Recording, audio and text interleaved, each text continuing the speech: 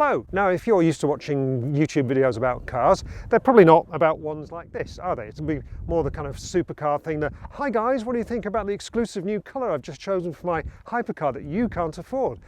None of that. This is about my love for a very, very basic Volkswagen Polo, which I got for free. And I've been driving around for the last year or so and enjoying rather more than I expected.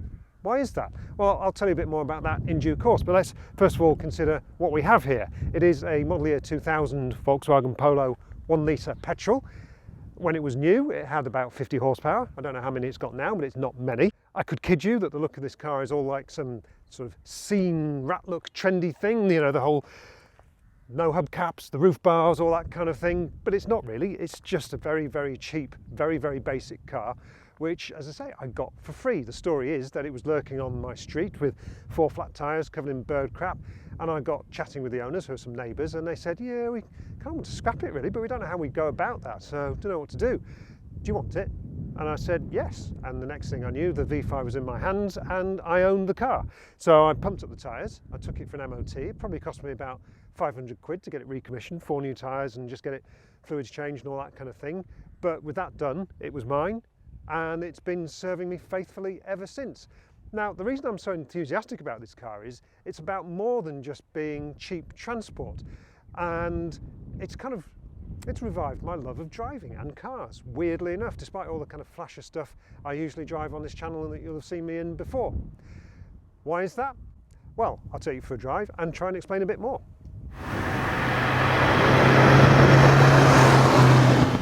So how can I possibly, with a straight face, tell you that this free clapped out Polo is the best car I've ever owned, especially when I get to drive all sorts of fancier stuff.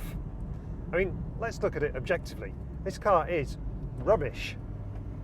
It was probably never that exciting when it was new 20 years ago, and after 110,000 miles it's not much better. It's just got sloppier and slower and rattlier and all the rest of it. And if I try and appraise this car objectively like a road tester, it is, well, it's rubbish. The steering wheel is kind of on the cock because it's, I don't know, something's bent somewhere, but you know, it works. The gear shift is a bit vague and rubbery. The engine is totally gutless. It's under-geared. It doesn't handle very well. It's got very soft springs and lollops about all over the place. The tyres have got no grip, so the road holding is ambiguous at best.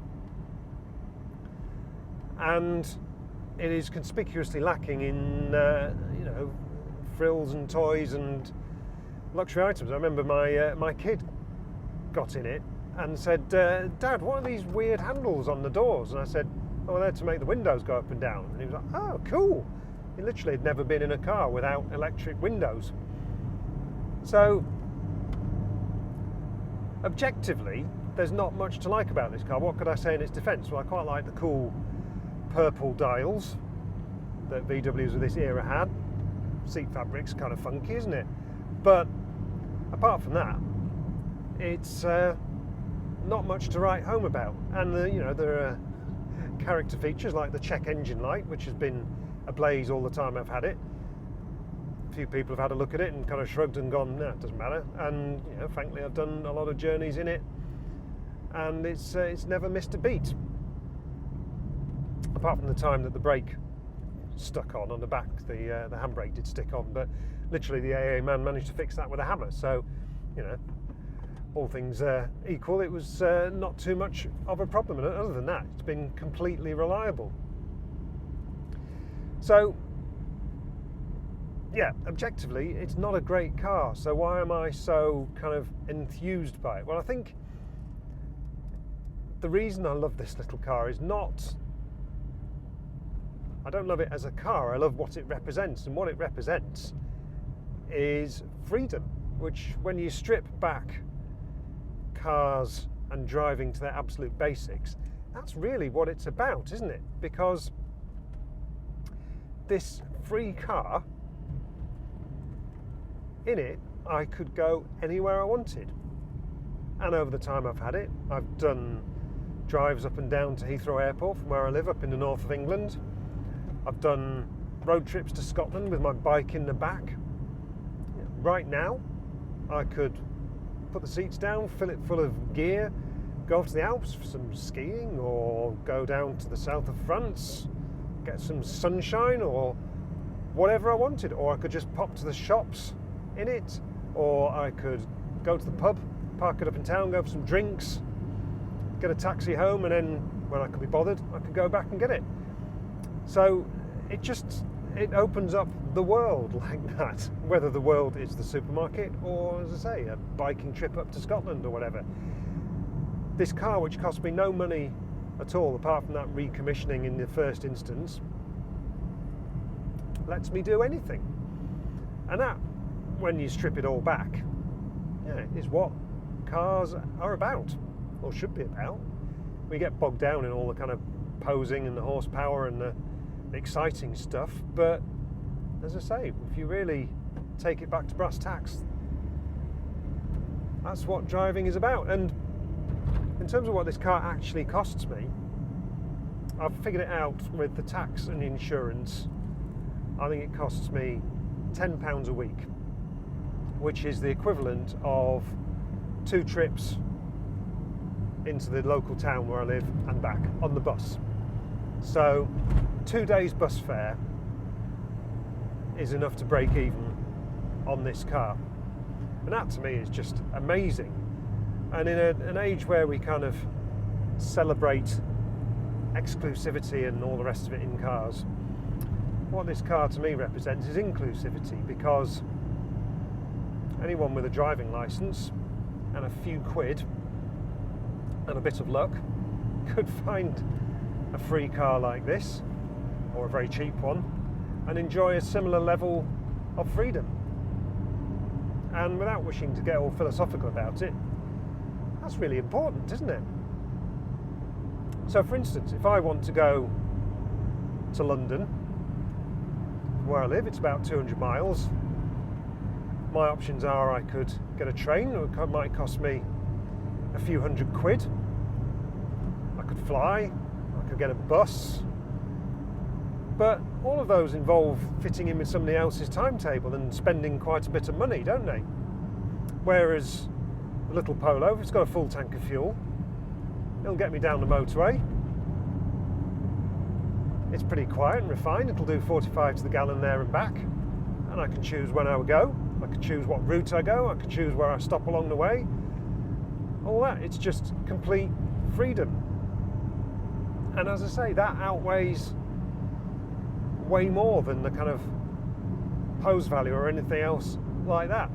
I tell you the other freedom it represents, and that is, for the last 20 years I've been very lucky. I've been driving around in all sorts of kind of flash cars, valuable cars, borrowed from press offices and all the rest, and I've enjoyed the opportunities, and it's been an absolutely fantastic experience. But whether it's a borrowed car or your own car, you probably care about it.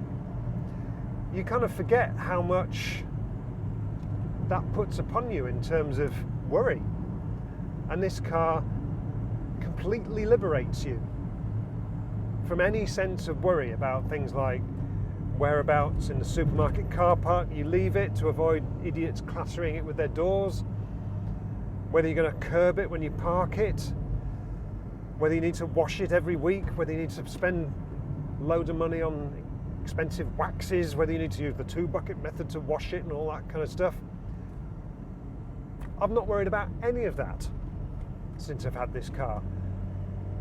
And what it's taught me is how much energy and money we spend on stuff like that. And, especially if you've got kind of big monthly payments to meet on a car, or a looming balloon payment, or limited mileage, all that kind of stuff that comes with running a nice car.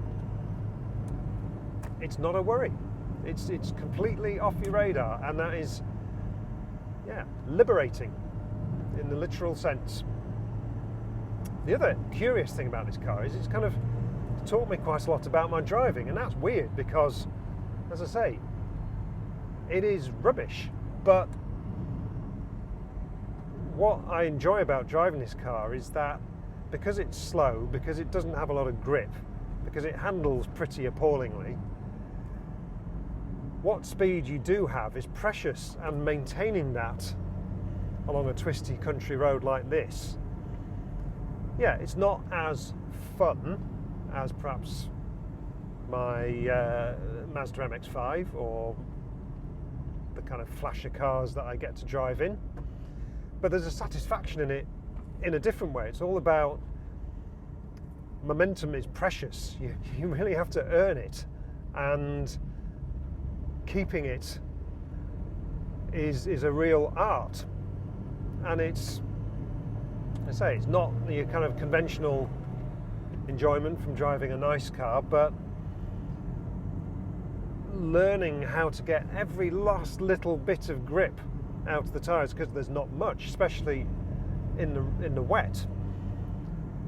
But considering things like weight transfer, translating techniques like trailing the brakes, or even left foot braking, heel and toe, all these kind of things which you might think are kind of reserved purely for driving nicer cars, actually they apply in this car as well, and I've really enjoyed kind of applying myself to getting that every last mile per hour out of the car, and that's not to say I'm driving recklessly or on the door handles everywhere I go, but it's a challenge maintaining pace in this car. So when, you know, if you do overtake somebody or something like that, the rewards are massive. You feel really, really chuffed with yourself because you've had to really work at it, and when it comes off, it's really, really satisfying in its strange way. And then on the motorway, you know, it's perfectly refined. You sit at 70 miles an hour, which is basically all you can do on a motorway these days anyway, isn't it? Because most of them have got cameras on them. And yeah, the seats aren't that comfy, and it doesn't have a flash sat nav or anything like that, but it's perfectly quiet and comfortable. And if you need navigation and all the rest, you know, you plug your phone or a TomTom in or whatever like that. You've got all the kind of mod cons you need to get around. So, you know, you don't need most of that stuff that we pay so much money for in flasher cars. So again, liberation, it's a thing I keep coming back to, isn't it? It just frees you from all that and kind of throws new challenges at your driving. So I've enjoyed sort of learning how to drive again properly, and that takes me to another theme about this car. It's kind of a time machine in a weird way. Now, people will laugh at guys who buy midlife crisis Porsches and all the rest to rediscover their youths and all this kind of stuff.